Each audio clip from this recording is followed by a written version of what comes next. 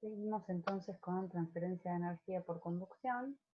Llegamos hasta la clase pasada donde vimos eh, la deducción de la ecuación del balance de energía interna y habíamos simplificado a punto tal de haber llegado a esta ecuación simplificada, que es el balance microscópico de energía interna aplicado a los sólidos. Recuerden que habíamos anulado los términos de movimiento. ¿Mm? Son dos términos que estarían faltando acá, y también en la última parte dijimos que agrupábamos tres de las propiedades físicas del material en alfa, que es la conductividad, el coeficiente alfa, la conductividad, la difusividad térmica, perdón, K es la conductividad, que es la propiedad de transporte que estuvimos viendo, charlando, definiendo, ver cómo se, digamos, calculaba, se hallaba la clase pasada. ¿Mm? Tan importante en función de la temperatura y de las propiedades del material. Bueno, entonces, ¿para qué nos sirve a nosotros esta ecuación, entre otras cosas? Bueno, fundamentalmente, como estamos en balance microscópico, es poder encontrar los perfiles que nos interesen. En este caso, a priori, lo podríamos encontrar el perfil de temperatura. ¿Mm? Entonces, como digamos, ustedes ya saben, y vale la pena recordarlo, el perfil de temperatura va a ser función de las variables independientes espacio y tiempo.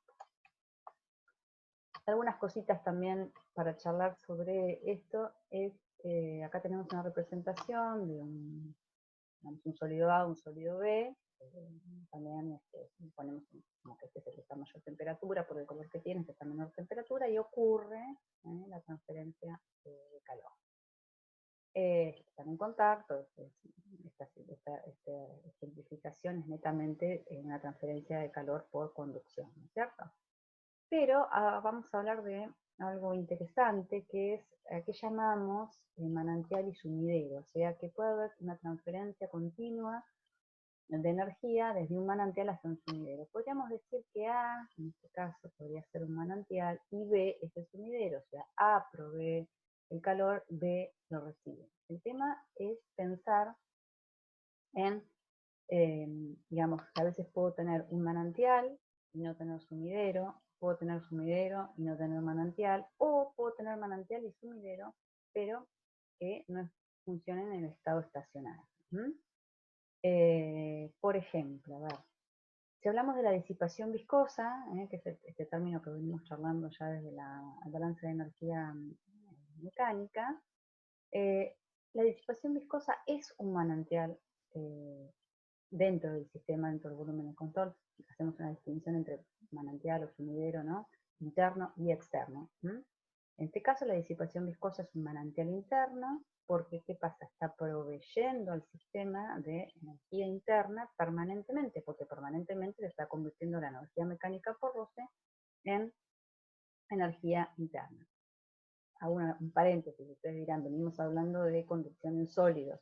Bueno, en realidad estoy dando una información o unos comentarios sobre manantial y sumidero, y si estamos hablando de disipación viscosa, entonces volvemos a la clase pasada, al término completo de la ecuación del balance microscópico, donde sí hay movimiento, porque si no, no podríamos hablar de la disipación viscosa.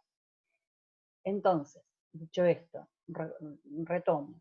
La disipación viscosa es un manantial de energía interna porque permanentemente aporta al sistema energía interna. ¿Sí?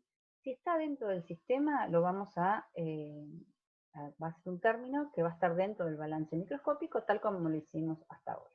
Ahora, si es un término, digamos, si es el manantial o el sumidero son externos, no participaría del balance, sino que participa de las condiciones de control. Por ejemplo, y es un laboratorio que solemos hacer, que es muy interesante, donde tenemos esferas de distintos materiales. Lógicamente, si son distintos materiales van a tener diferentes K, que van a responder distinto, ¿no es cierto?, a la transferencia de energía, y lo que se hace es, más o menos como se quiere representar acá, sumergir en un baño a las esferas, las distintas esferas, que van a estar calentadas, como figura acá con estas flechas, desde el exterior.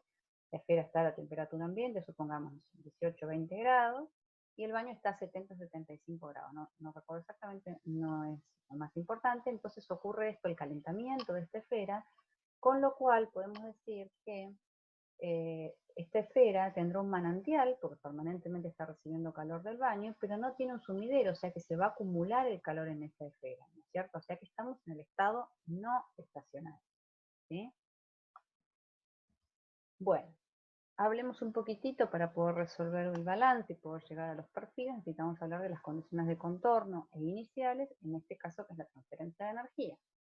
Entonces, por ejemplo, hablamos de una condición inicial, cuando estamos, por ejemplo, a un tiempo cero, podríamos tener la situación de tener la temperatura con un gradiente de temperatura en X.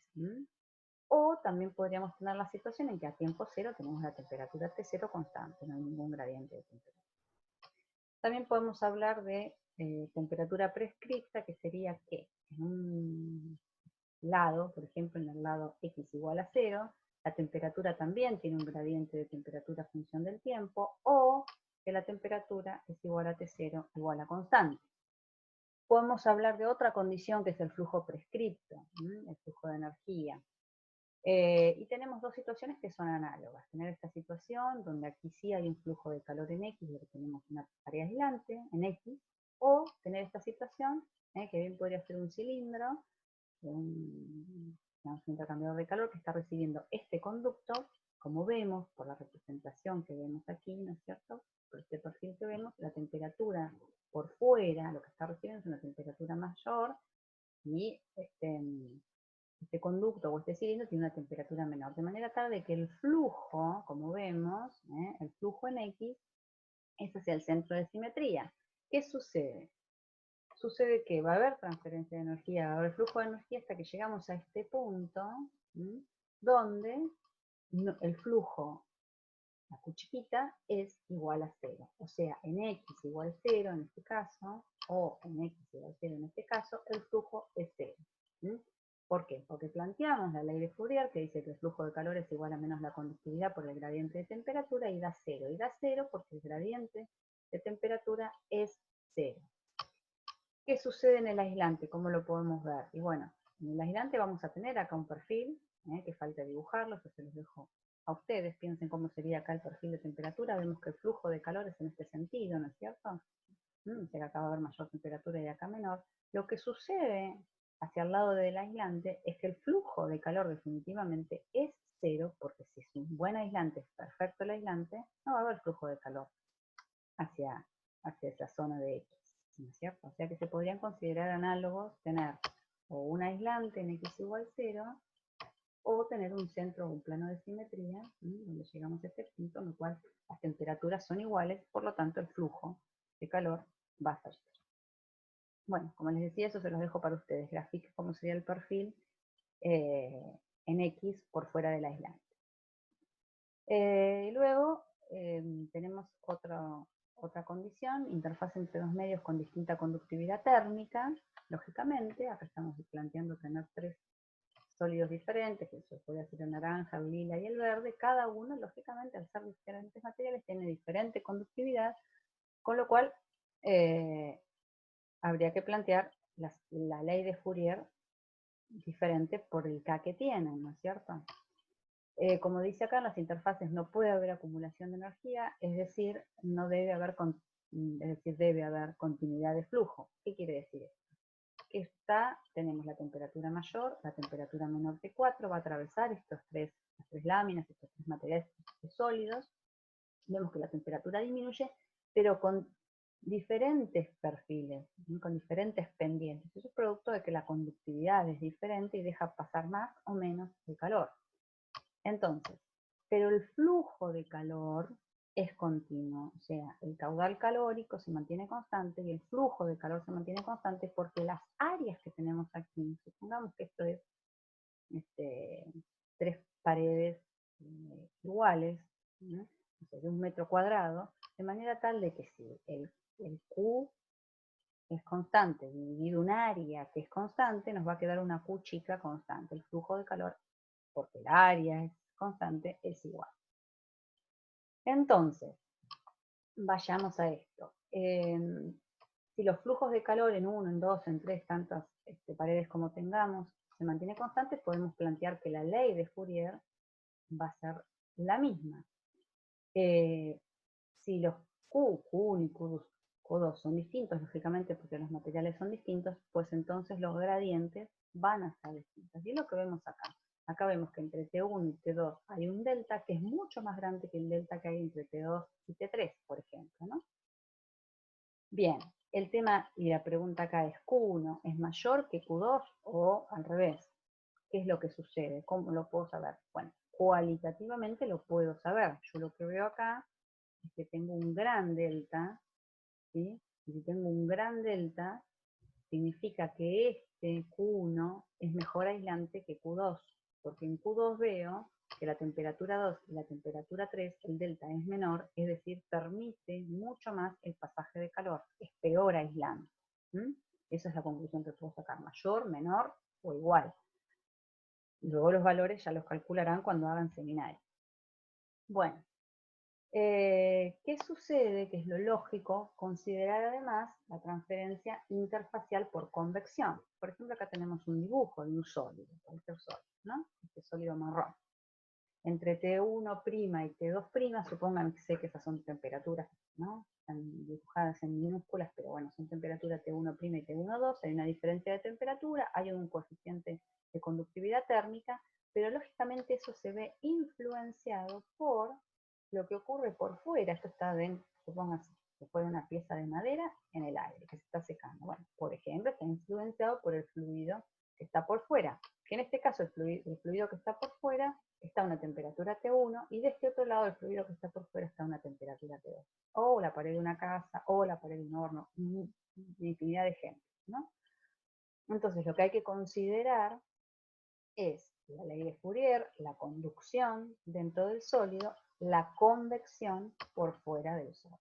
¿Sí? Que también está haciendo su parte interesante, porque acá vemos que esta temperatura T1' es menor que la T1, o sea que la convección también está colaborando al delta de temperatura, la diferencia de temperatura. Bueno, entonces, si existe, como dice acá, simultáneamente convección y conducción, se debe hacer esta condición de contorno, condición de borde, condición de interfase, donde decimos, bueno, voy a tener del lado del sólido la conducción, ¿no? La ley de Fourier con la conductividad térmica del sólido y el gradiente de temperatura correspondiente. Y por fuera, acá tendríamos que decir, ¿dónde estamos parados? Y bueno, estamos parados aquí. Estamos parados en 1, porque fíjense que pongo T1, menos la temperatura ambiente, o acá podría ser, digamos, T1' y T1, ¿no es cierto? Pero, digamos, es lo mismo, es el delta de temperatura entre el borde del sólido y el seno del fluido que lo contiene o que lo rodea, ¿sí? Y aquí podríamos hacer el mismo planteo para la otra condición de borde, ¿no? Que sería el delta de temperatura entre la temperatura de este borde y la temperatura del medio fluido del lado 2, ¿no es cierto? Entonces, esta es la igualdad. Cabe decir que ustedes hasta ahora decían, bueno, esta es la ley que tengo para la conducción, y esta sería, entre comillas, la ley que tenemos para la convección. Es decir, introducimos algo que hasta ahora no hemos visto, que vamos a ver en detalle más adelante, que es el coeficiente de transferencia calórica H. ¿Sí? Podríamos por ahora dejarlo como que es el coeficiente de transferencia de calor cuando hay movimiento. También podríamos tener, si no estamos dentro de lo que es la materia fría, entonces la radiación comienza a ser significativa y deberíamos considerarlo, lógicamente, porque aporta la transferencia de energía, entonces lo vamos también a considerar en la condición de borde. Si por alguna situación tuviéramos el caso de que no haya convección, entonces planteamos la ley de Fourier del lado del sólido y la ley de la radiación, ¿no? La constante de Stefan-Boltzmann por el delta de temperaturas a la cuarta, que lo vimos muy así, lo comentamos. Y si tenemos los tres mecanismos, entonces vamos a tener que decir que la transferencia que ocurre en el sólido por conducción, aplicando la ley de Fourier, va a ser igual al término de radiación y va a ser igual al término de convección. Bien, conducción estacionaria. Eso significa que vamos a simplificar aún más nuestro balance. Teníamos el balance simplificado para los sólidos y ahora estamos en estado estacionario, entonces este término desaparece y nos va a quedar entonces simplemente este recuadrado en amarillo que dice que nabla cuadrado de T es igual a 0. Eso tiene aplicación para muchos sistemas de interés práctico, como podemos ver, sumatoria de paredes aislantes intertangulares o sumatorias de aislaciones, por ejemplo, para conductos, entonces serían cilíndricas, de hornos, etc. Vamos a comenzar por la geometría plana, láminas planas de cargas paralelas. Acá tenemos un ejemplito muy sencillo, donde tenemos el sólido, ¿sí? con una espesor L entre X1 y X2. Tenemos de este lado, de este sólido en X1, la temperatura T1 superior a la temperatura T2. Pudimos decir que tenemos un flujo de calor que está llegando a la pieza, al material sólido, ¿sí? que va a atravesar este material. O sea que tenemos un sumidero, un manantial del lado de T1 y un sumidero del lado de T2. ¿sí? Les quiero aclarar que ustedes ven que estamos analizando la transferencia de energía unidireccional en X. Pero lógicamente tenemos Y y tenemos Z, ¿no es cierto? ¿Qué pasa con IZ que vemos que dice tiende a infinito? La realidad es que decimos tiende a infinito, pero no es esa la explicación práctica correcta. La realidad es que los suponemos, o si uno tuviera que hacer este estudio prácticamente, los aíslo las otras dos caras, entonces, ¿hacia dónde va a fluir el calor? Hacia las caras que no están aisladas. Y en este caso, estamos estudiando unidireccional, que es más sencillo, en X, entonces suponemos, y ustedes van a ver que se dice, bueno, las caras Y y las caras Z tienden a infinito, a mí me parece más sencillo pensarlo realmente como sería, que son caras que están aisladas y no va a haber transferencia de calor. Bueno, entonces vamos a aplicar el balance, que era nabla cuadrado de T, unidireccional, nos va a quedar resumido en esta ecuación que tenemos recuadrada en amarillo, y lo que vamos a hacer es integrar. Tenemos la constante 1 y integramos y nos va a quedar la constante 1 por X más la constante 2. Si aplicamos las condiciones de contorno, que en X igual a X1 tenemos la temperatura T1, en X igual a X2 tenemos la temperatura T2, entonces nos van a quedar las constantes 1 y la constante 2. De esta forma sustituimos en la ecuación que nos quedó, y acá, como vemos, nos va a quedar una ecuación lineal. Es decir, que el perfil de temperatura, digamos en placas planas, es lineal. Bien, una vez que tenemos el perfil de temperatura, si nosotros aplicamos la ley de Fourier, sabemos que derivando el perfil de temperatura y multiplicando por el coeficiente de conductividad, vamos a tener el perfil de flujo de calor. Y esto es lo que hacemos entonces, o recurrimos a lo que teníamos en la filmina anterior, que es que el gradiente de temperatura es igual a C1.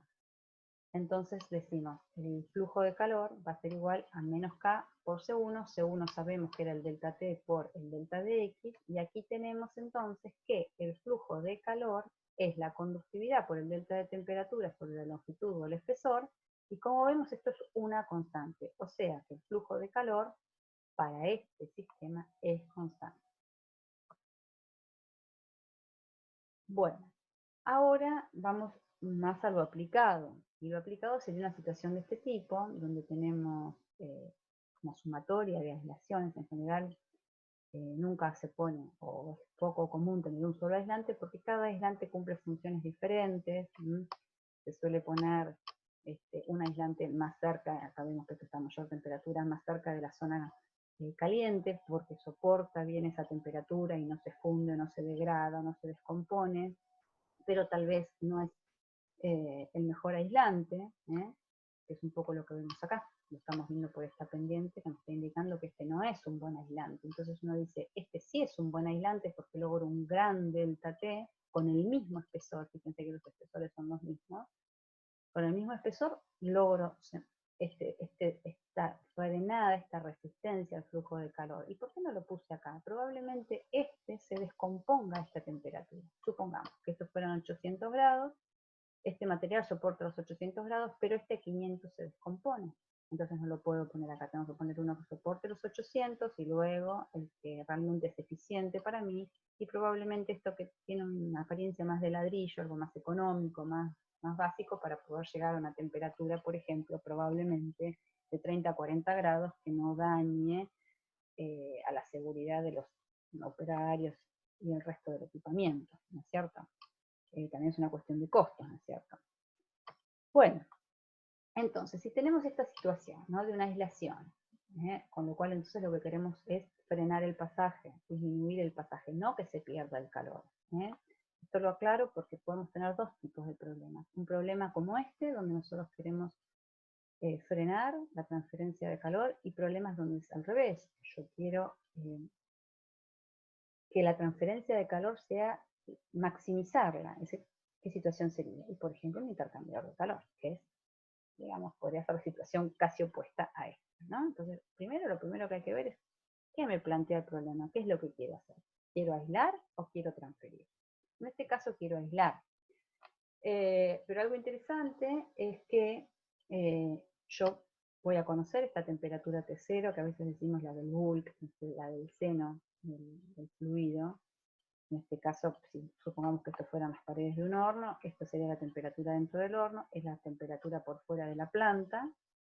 Esto lo voy a conocer, se mide con un termómetro, y si no, automático meteorológico. Y aquí también sé a qué temperatura tengo mi horno. Las temperaturas que definitivamente no voy a conocer son T1, T2, T3 y T4, aunque T1 se puede llegar a medir, T4 también se puede llegar a medir. Las que definitivamente no se pueden medir, a no ser que uno esté haciendo experiencias, digamos, de laboratorio, son T2 y T3, porque T2 y T3 van a quedar contenidas dentro de estos materiales. ¿Y para qué me interesaría a mí saber T2 y T3? Por esto que estoy diciendo, porque si por algún motivo hubo algún problema de calentamiento y demás, y entonces ya acá está pasando mayor temperatura, si este material se degrada a 500 grados, yo tengo pensado que la temperatura acá va a ser 450 y por algún motivo subió, es necesario saber qué temperatura yo tengo, que no supere este valor, de manera tal de que no se degrade este material, por ejemplo. Bueno, entonces, vayamos al planteo que tenemos que hacer. Bueno, ya lo charlamos en la filmina anterior, esto que tengo subrayado, que T2 y T3 no van a ser fáciles de medir, por lo cual vamos a ver cómo con la teoría, que tenemos las ecuaciones, podemos despejar y conocer T2 y T3. Y las que sí son medibles son las flechas que están en rojo, que es la temperatura interna del fluido interno, la temperatura externa del fluido. Por supuesto, aclaro que acá tenemos un problema de conducción entre las fases sólidas y un problema de convección por fuera, ¿no? Bueno, entonces, si nosotros planteamos las ecuaciones con las que contamos, fíjense, que contamos, empiezo por acá, con Q en X1, en X2 y en X3, ¿no? Fíjense que tenemos planteada la ley de Fourier, pero luego tenemos por fuera las leyes que dijimos que son las de H, las que están relacionadas con la convección. Entonces, por fuera vamos a plantear la ley de enfriamiento también, y por fuera en X4 esta otra que es entre T4 y T5, y esta que era entre T0 y T1. De manera tal que tengo las 5 ecuaciones, sabiendo que, como decimos, el caudal calórico, la cantidad de energía que atraviesa el sistema por unidad de tiempo es constante. Ya lo vemos en el dibujito que el área W por L es constante, lo cual es una ventaja, porque entonces, como sabemos, eso hace que el flujo de calor también sea constante. Dicho esto, podemos, de las ecuaciones que teníamos, despejar los delta de cada una, simplemente despejamos los delta de cada uno, Y entonces, si yo digo, bueno, voy a hacer la sumatoria, miembro a miembro de estas igualdades, fíjense que si yo sumo me queda T0 menos T1 más T1 se van, menos T2 más T2 se va, menos T3 más T3 se va, menos T4 más T4 se va. ¿Qué me queda? T0 menos T5 y tenemos que Q es constante para todos estos y nos van a quedar estos términos que son los que tenemos aquí en el denominador entre corchetes. Llegamos a esta ecuación final que dice que el caudal, el flujo calórico es igual a el delta de temperaturas que conocemos, a esto queríamos llegar, T0, T5, que van a ser datos, sobre, fíjense, estos términos donde tenemos los coeficientes, en este caso H0 y H4, y las conductividades K1, K2, K3, que deberían ser datos, más los espesores, que también deberían ser datos. A esto, redondeado en verde, lo llamamos las resistencias a las transferencias de calor, ¿sí? Y fíjense que lo denominamos U, o sea, este denominador a la menos 1 es lo que llamamos U. ¿Y qué es U? U es el coeficiente global, porque engloba a todas las resistencias, el coeficiente global de resistencia a la transferencia de calor. Entonces,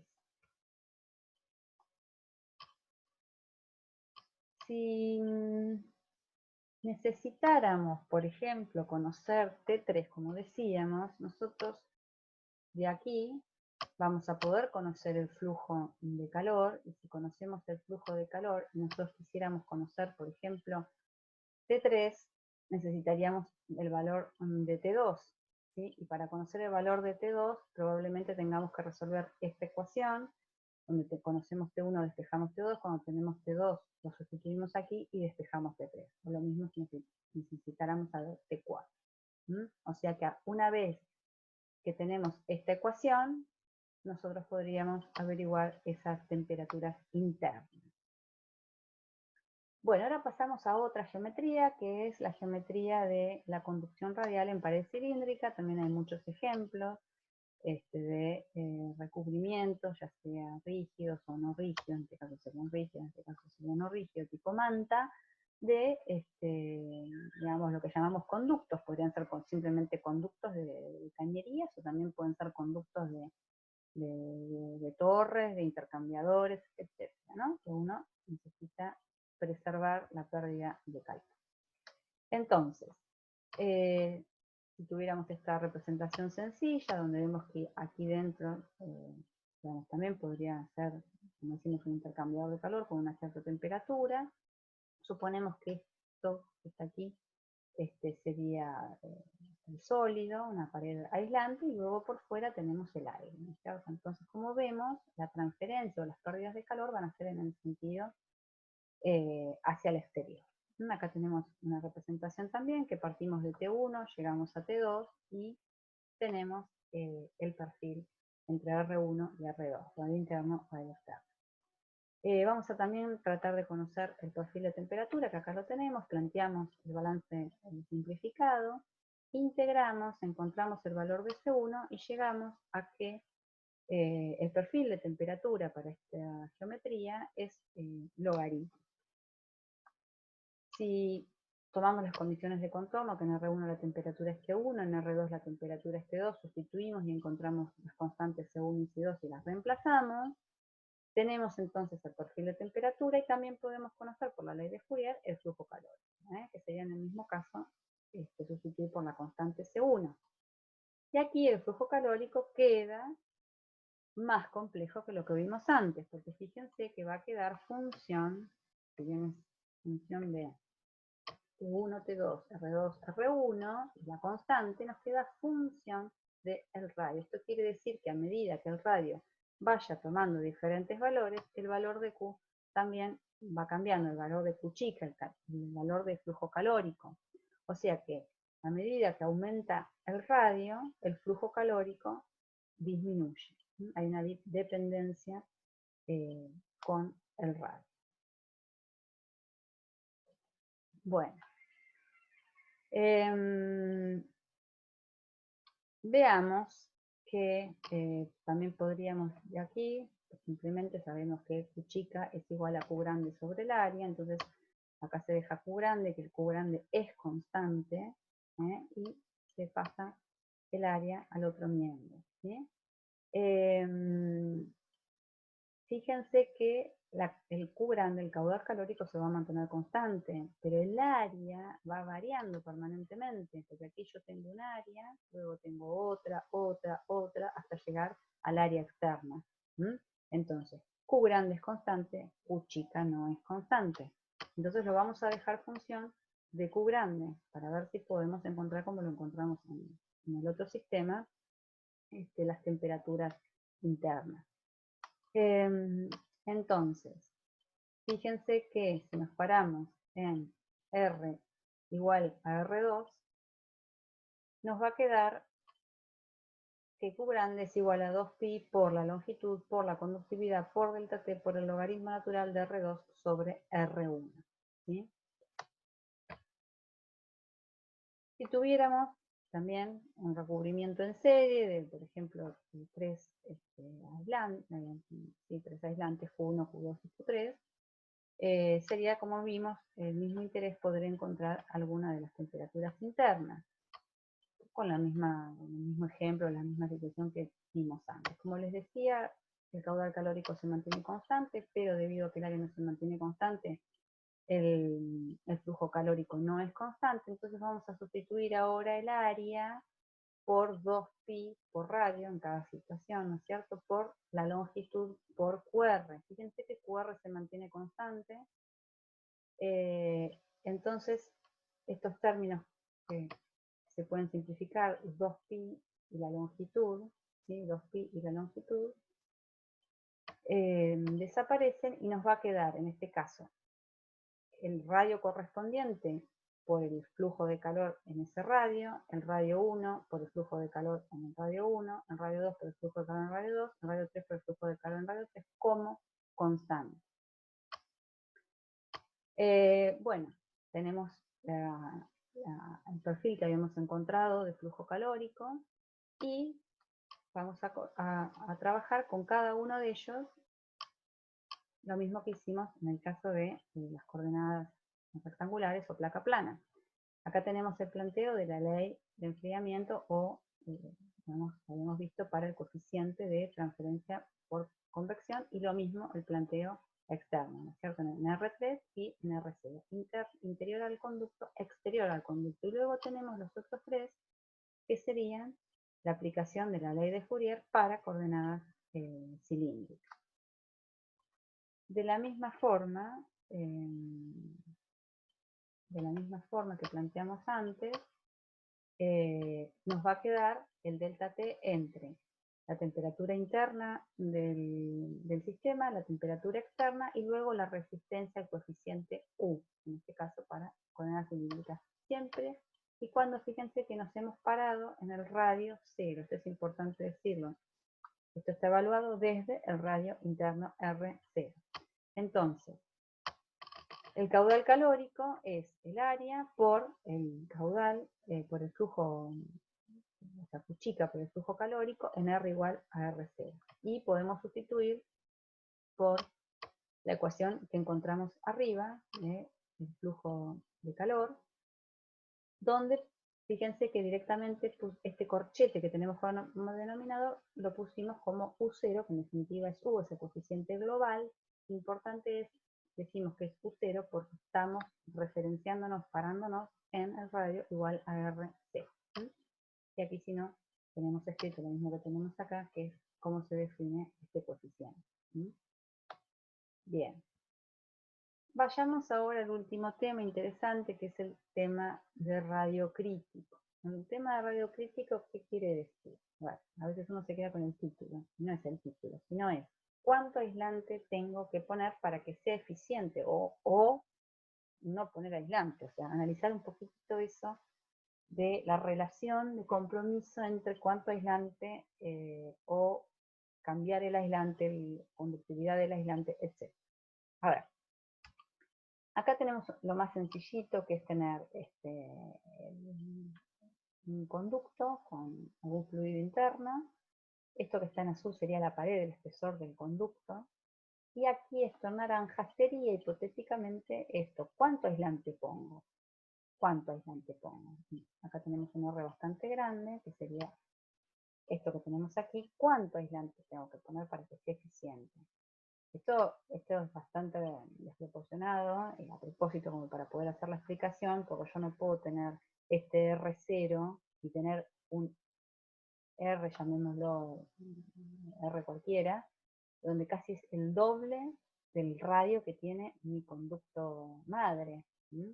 Esto sería algo que no debería hacerse. Entonces, ¿cuánto aislante debo poner? Bueno, antes de charlar sobre la curva, voy a avanzar un poquitito con la ecuación. Si partimos de la ecuación que vimos recién, esta es una ecuación global, pero tenemos que ver qué tomo de la ecuación, que es lo que a mí me interesa. De la ecuación que a mí me va a interesar es, yo solamente voy a trabajar con un solo R, ¿no es cierto? Con un solo K, porque estamos pensando en un aislante, la situación más simple. Por lo tanto, este término desaparece, y me voy a quedar con la convección externa, que es la que aportaría para perder calor, que es lo que no quiero conservar calor. Con lo cual, esta convección interna desaparece también. Fíjense que me quedo con dos términos, con el término conductivo del aislante en cuestión y con el término convectivo del aire por fuera. Supongamos que sea aire o el fluido que sea. Entonces se simplifica la ecuación a esta. Fíjense que siempre tenemos la dependencia con el radio, ¿sí? Después volvemos un poquitito a este gráfico que es interesante, pero veamos cómo llegamos a esto que llamamos radio crítico y para qué nos sirve. Entonces, si tenemos esta ecuación, que es la ecuación que acabamos de despejar recién, y para plantear el radio crítico se busca un máximo. Aquí voy a tener que hablar un poquitito de la curva. Si tenemos graficado acá en este punto, decimos tenemos el conducto desnudo, quiere decir el conducto sin aislación, entonces, fíjense que dice, es un flujo de calor sin aislante, ¿no es cierto? O sea, sin costo de aislación, sin trabajo de aislación, tengo esta pérdida de calor. Vale. Ahora, fíjense que las curvas más básicamente describen este fenómeno que aumenta a medida que el radio aumenta, el supuesto radio del aislante aumenta, hasta llegar a una pérdida máxima, un flujo de calor máximo, indeseable totalmente. Pero las curvas son así, ahora les voy a explicar por qué. Lo vamos a ver una vez que avancemos un poquitito más con la ecuación. Y luego tenemos la parte que nos interesaría a nosotros, es donde empieza a ser efectiva la aislación y vemos que la pérdida del flujo de calor empieza a disminuir. Ahora, lo primero que tienen que plantearse, si yo tengo mi conducto, la pérdida de calor la tengo en este punto y yo voy a aislar, se supone que mi pérdida de calor con aislante tiene que estar por acá abajo, porque yo para perder lo mismo no me gasto todo esto, que sería el aislante, no tiene ningún sentido, ¿no es cierto? Entonces partimos de esa base. Entonces, tendríamos que ver a dónde está nuestro radio crítico. Y como vemos es un máximo de la curva. Entonces, trabajando con la ecuación que estamos, decimos, bueno, vamos a hacer la derivada del flujo de calor respecto del radio igual a cero. Si operamos buscando el máximo, no me voy a detallar demasiado en eso, llegamos a que el radio crítico es Q sobre H. El radio crítico es Q sobre H. ¿Eso qué significa?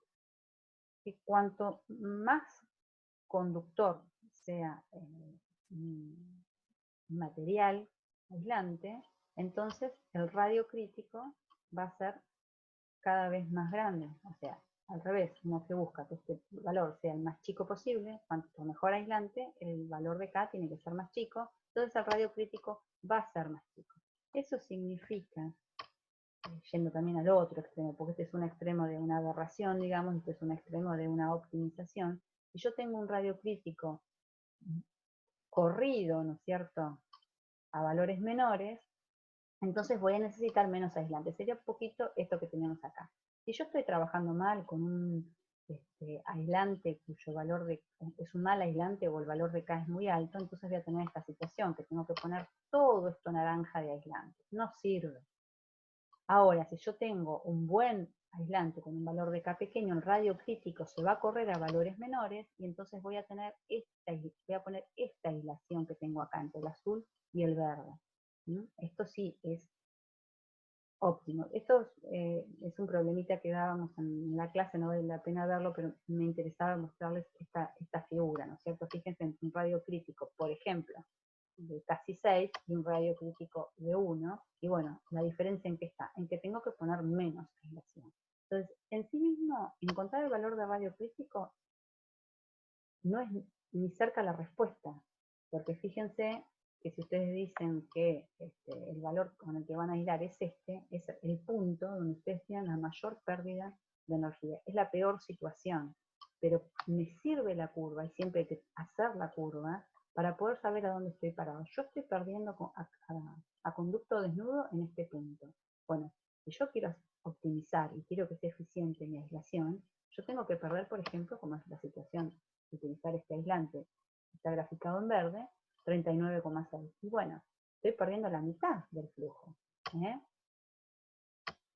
con una cantidad de aislante pequeña. Pero la cuestión, y era un poco el problema que se planteaba, es este aislante, que está planteado en naranja con un radio crítico tan alto, es un mal aislante, tiene una K muy alta. Lo que hay que hacer es cambiar de aislante, porque con este mismo aislante nunca se iba a lograr una eficiencia mayor. Bueno, supuestamente van a tener problemas y si no, pueden consultar sobre este tema que es muy interesante y de gran aplicación. Este era el punto. Para terminar, fíjense que acá hace una simplificación muy interesante que dice que tenemos los dos términos, ¿no es cierto? Los dos términos, uno es el término de la conducción y el otro es el término de la convección. ¿Qué sucede? A medida que nosotros cada vez ponemos más aislante, tenemos mayor área externa para que el aire, por flujo convectivo, remueva el calor. O sea que la flecha es roja y hacia abajo es negativo. O sea, es la parte de la curva que hace que yo pierda más calor, producto de mayor área, mayor superficie, mayor radio, mayor superficie y mayor remoción del calor, que es lo que yo no quiero. Y luego tenemos donde empieza a ser eficiente e interesante, que es la otra rama de la curva, que es la rama de la conducción, donde empieza a ser eficiente cada centímetro o milímetro de aislante que se está poniendo. Algo interesante también para comentar de esto, que está tomado de otra bibliografía, es que habla, en vez de nosotros hablamos en general mucho de transferencia, habla de resistencia. Sabemos que la transferencia es la inversa de la resistencia, ¿no es cierto? O sea, acá dice la resistencia conductiva aumenta con el espesor del aislante. O sea, en definitiva, la transferencia por conducción disminuye cuanto más aislante se pone. De acá lo que dice es la resistencia convectiva disminuye, o sea, la transferencia por convección disminuye al aumentar el área expuesta. Bueno, esto sería todo por esta clase y tendrán algunos seminarios para ir practicando y sacarse las dudas.